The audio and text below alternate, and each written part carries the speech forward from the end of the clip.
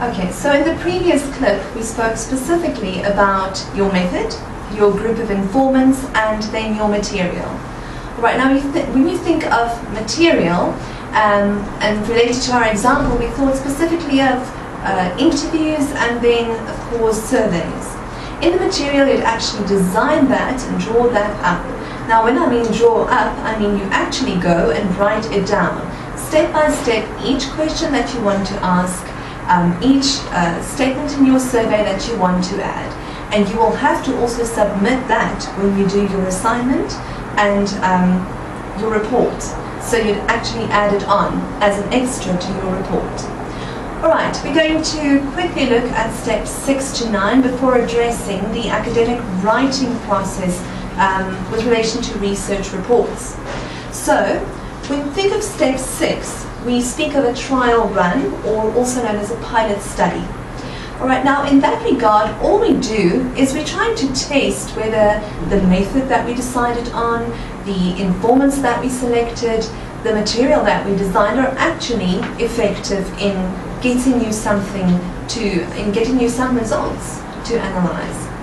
So, when you do a trial run, it's normally a case of using a smaller group of participants.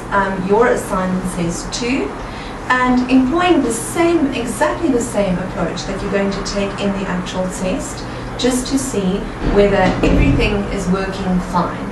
If not, you're going to move on to the next step, which is, of course, adjusting your method and your materials.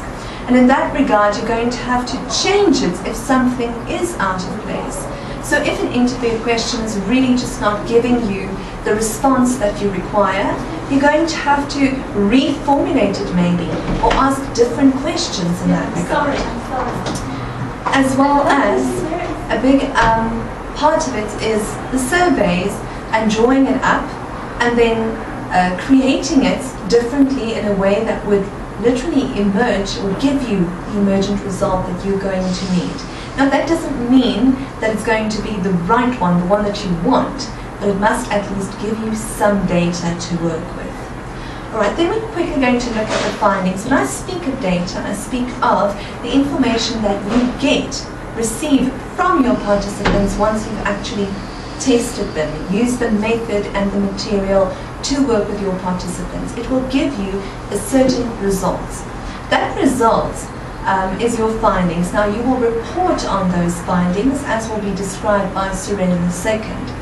And these findings can be analyzed in various ways, but it's very important to pick up whether there are some patterns, some similarities. What are the differences? Why are there differences or similarities? These are things that you should be able to find when you look at results, when you look at your findings, and that is actually what you report on.